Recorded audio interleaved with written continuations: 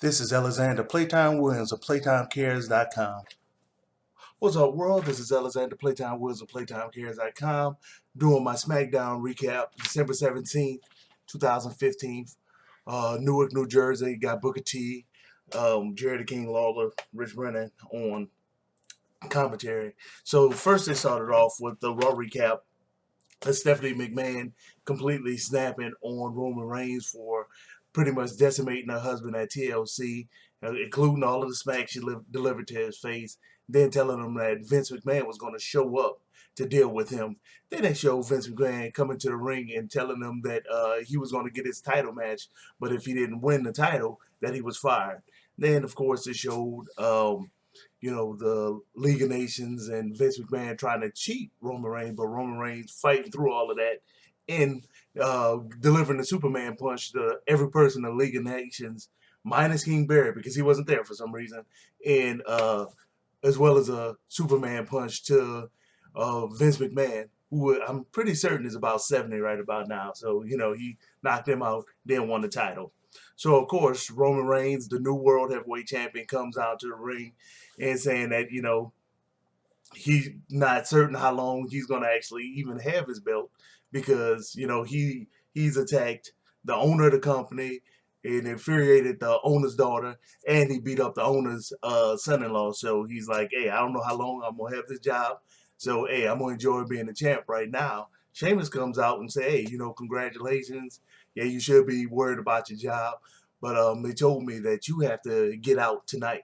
You're no longer allowed in this arena. We have a pending investigation against you for assault, so you have to go. And he's like, and if you don't go, we're going to take measures to get you out that ring. So Sheamus sent a whole bunch of security guards down to get Roman Reigns out the ring. And Roman Reigns, of course, beat all of them up, held the title over his head, smiling, yada, yada, yada. So your first match was Alberto Del Rio, Mex-American champ. I guess that thing's done. No more Mex-American angle.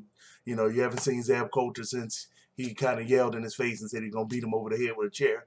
So Mex-American angle, I guess that's gone now. So you have the U.S. champion, Alberto Del Rio versus Ryback, and it was back and forth action, and your normal stuff. Del Rio ended up having to counter all of the power moves that Ryback did, and then once he got it, Ryback had to counter all of the the little slide moves that Alberto Del Rio was doing. Ryback was about to win the match, but of course the League of Nations came down and interfered in the match, so Ryback was forced to actually tap because he got caught in that little arm breaker thing because he got jumped. Essentially, it was a whole distraction. So once he tapped out, of course, the League of Nations jumped in the ring and just stomped the mud hole in him, and then Rusev put him in a modified camel clutch thing that he does, and that's how they pretty much ended that match. Match was about a 2 out of 4. Then they had a cutaway of Tyler Breeze and Summer Rae talking about their match with Titus ONeil, saying that he was going to bust him up and he's going to need, reconstructive surgery on his face. And Stardust head pops up in the background, and for some reason he comes in there and kind of like starts sniffing the air and all that type of stuff. Not exactly sure what that was about. So the next match, of course, is Tyler Breeze, and of course with Summer Rae sitting ringside versus Titus ONeil. And Tyler, he started off pretty well, pretty decent, and strangely enough, Stardust did come out to the ring, and he sat ringside with Summer Breeze, started drinking the drinks, eating the wine and cheese snacks that was over there, and by the time Tyler Breeze actually, was able to catch his breath because Titus ONeil started beating on him so much. Actually, he was actually able to get Titus off of him for a little bit. He noticed that Goldust was down there sitting in his seat, playing with his selfie stick and all that type of stuff. And of course, Titus ONeil slammed him on his back and got the pin victory on him. Then Goldust took the selfie sticks and started doing selfies on side the ring. Really funny. We're just curious to know what angle the writers are going to actually go with that. It's kind of sad that they have Tyler Breeze losing so many matches, considering he's only been in the big time for what, 2.5 months now. WWE writers, y'all retarded. Oh, well, that's not PC, right? Well, y'all are crazy, or is that not PC? Whatever. Y'all just don't know what y'all doing. Y'all need to go back to writing school. That's horrible writing. Next next was the TLC recap of Dean Ambrose winning the Intercontinental title, and then they did a Raw recap of Dean Ambrose fighting Dolph Ziggler, and Kevin Owens interrupting that match and just beating them up, them both up, and doing that pop-up power bomb twice to Dean Ambrose, then grabbing Dolph Ziggler and power bombing him on top of Dean Ambrose. So, of course, they had to interview Dean Ambrose, and he says, "Hey, you know what? You don't have to, you don't have to jump me to get a title shot. All you have to do is ask. I plan on fighting, be a fighting champion for the most part. And if Kevin Owens honestly want to try to mess with me until I go to the same asylum, hey, he pretty much wasting his time. It's not gonna happen." So then they had a TLC recap of the 8-man tag team match that they had between the Wyatt family and Team Extreme, in which, of course, the Wyatt family won. Then a Raw recap of those same 8 men just busting each other up, kind of an Extreme Rules match. I believe that Raw was in Philadelphia, so, of course, the home of ECW, which the Wyatt family ended up winning that one again. Some big boys. You're not just going to beat them just readily. So the Wyatt family pretty much cut a promo saying just that. Look, man, you being Extreme isn't enough to beat us. You have to come with something better than that. So, hey, it is what it is. Hopefully they bring some more of the old ECW people to just get in the mix. It's one of the more fun matches we've seen recently. So then you had the New Day versus the Lucha Dragons, and they actually didn't allow Big E to wrestle this one. It was Xavier Woods and Kofi Kingston. Once again, we need to bring back the Cruiserweight division. So excellent match. This match was a strong 2 week 3.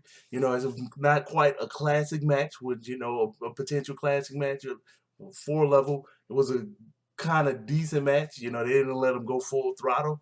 But the Cruiserweight division would be definitely welcomed. I mean, those guys showcase a lot of things that those big guys just can't do. So the Lucha Dragon was getting beat up pretty well, and that's mainly because the New Day has 3 people as a tag team as opposed to 2 for everybody else, with the occasional fours that you have starting to fight now. But the Lucha Dragons actually was able to find a creative win to actually beat the tag team champions, the New Day. Find that. I put that on Vine. I put that on my Twitter. Playtime cares for both of those. You can see that that creative win that they did. Dolph Ziggler was interviewed about him just getting beat up because of him being in the way of Kevin Owens and Dean Ambrose. He said he pretty much tired of being collateral damage, and he said that the Intercontinental Championship means more to him than any other title. So he said he's going to show that he's going to always shine, and he welcome anybody to try to outshine him. So I was curious to know what he meant by that. But the next match was Brie Bella versus Becky Lynch, and Team Bad was sitting ringside again. Not exactly sure why. Team Bad, with the best athletes and the best looking people, aren't actually involved in more matches. But hey, whatever. I'm not a writer. They did a TLC recap of Ric Flair cheating to help Charlotte retain her Divas Championship against Paige. Then they did a Raw recap of Ric Flair cheating again to help Becky Lynch and Charlotte win a tag team match against Foxy and Brie. So Brie came out obviously in this match on fire, and she was taking advantage of everything. And then Becky Lynch, she started taking advantage of everything. Back and forth action, pretty decent. Charlotte comes down to the ring, and slight distraction. Brie didn't fall for it, so Charlotte just decided to grab a leg. Hey, she cheated. Boom. Becky Lynch was able to slap that submission hold on her. Becky Lynch wins. Match was about a 2.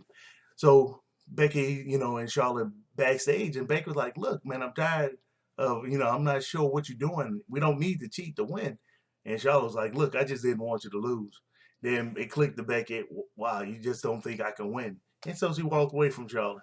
So Kevin Owens got interviewed and said he wants his Intercontinental title back, and that Dean Ambrose is a cockroach, and cockroach is hard to get rid of and all that. But he said Dean Ambrose not going to survive him, and he said he's going to do bad things to Dolph Ziggler tonight and put him in the hospital just to showcase what type of brutality he have in store for Dean Ambrose. So, of course, the last match of the night is Dolph Ziggler versus Kevin Owens. And, they had back and forth action and nobody got a clear-cut advantage. And then you had Kevin Owens go for a spear and he missed, hit his shoulder on a steel post. Dolph Ziggler was able to, do kind of like a zigzag outside the ring and hit Kevin Owens' neck on a on a barrier. Kevin Owens was able to get a really nasty DDT between the second and third rope, that middle and top rope on Dolph Ziggler into the ring. They all had lasting effects for that. But then Kevin Owens remembered that he said he wanted to send Dolph Ziggler to the hospital. So he just started whooping on the boy outside the ring in front of the commentary table, and he got himself intentionally disqualified. Boom, boom, boom. He's throwing them all over, doing all that type of stuff. Dean Ambrose shoots down to the ring, crowd go crazy. Kevin Owens jumps in the ring, and him and Dean Ambrose start fighting. Dean Ambrose got one good lick on him. Bah! Kevin Owens like, the heck with that. He slides out the ring. He going towards the back. Referee's trying to help Dolph Ziggler to the back. He see it. He kicks him, Dolph Ziggler in the face out of the referee's arms, which was hilarious. And then Dean Ambrose comes out the ring and try to check on Dolph Ziggler. Dolph Ziggler pops up and chin kicks him. So thinking back to what him saying that, he tired of being collateral damage and that IC belt means more than any other belt, kind of seemed like Dolph Ziggler is turning back to heel Ziggler like his Twitter handle. So it might have just saw a heel turn for Dolph Ziggler because I think that might have been on purpose. So, overall, kind of just a aight. It's just a aight SmackDown. It wasn't nothing spectacular. Hey, y'all follow me on everything. It's always Playtime Cares. Hey, if y'all want me to say anything, y'all want to chat up with me, hey, I do live chats. We can sit there and have a recording and we can debate on this wrestling thing all day. I do all sports. It don't matter. Hey, let's just do it. Y'all let me know what y'all want me to do, what type of improvements y'all want me to make. I'm open to everything. Playtime out, baby.